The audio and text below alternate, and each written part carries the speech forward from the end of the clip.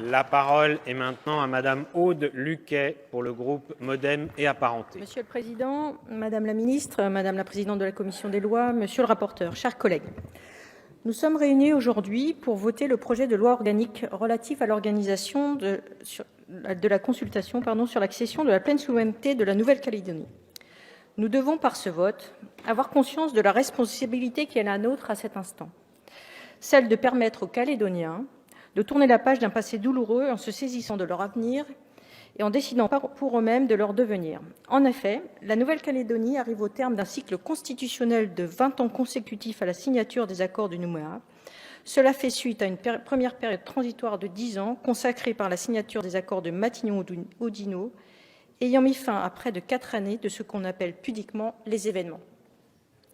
Pour bien prendre conscience de la responsabilité qui est la nôtre en ce jour, je voudrais rappeler la dernière phrase du point 5 des accords de Nouméa de 1998, qui prévoit au terme des trois consultations prévues par le texte que l'État reconnaît la vocation de la Nouvelle-Calédonie à bénéficier, à la fin de cette période, d'une complète émancipation. Cela fait donc 30 ans que les Calédoniens vivent dans l'attente d'une consultation essentielle à la détermination de leur avenir. Ce temps a permis à chaque Calédonien de tirer les leçons du passé, d'accepter l'histoire calédonienne, de mettre en évidence les ombres et les lumières de la colonisation, mais aussi et surtout, c'est le temps suffisant pour mûrir un projet commun. Quel que soit l'avis que chacun puisse avoir sur l'histoire politique, économique, sociale ou l'évolution sociétale de ces 30 années, la représentation nationale doit aujourd'hui se prononcer sur ce projet de loi organique. La population concernée par cette consultation a été définie non sans mal et le corps électoral ne fait plus débat. Les hommes et les femmes admis à voter pour cette consultation sont inscrits sur les listes électorales générales de la Nouvelle-Calédonie ainsi que sur la liste électorale spéciale à la consultation. Le texte qui nous est soumis répond donc aux demandes des principales formations politiques calédoniennes dont la volonté première est de rendre le scrutin incontestable en garantissant sa sincérité. Sincérité affirmée par une large représentativité et par la garantie d'une juste et libre expression des différentes sensibilités politiques du territoire. Cette sincérité est la seule garante d'un avenir apaisé pour une collectivité d'outre-mer face à son destin. Quelle que soit la manière dont les Calédoniens se prononceront, leur destin est de rester unis.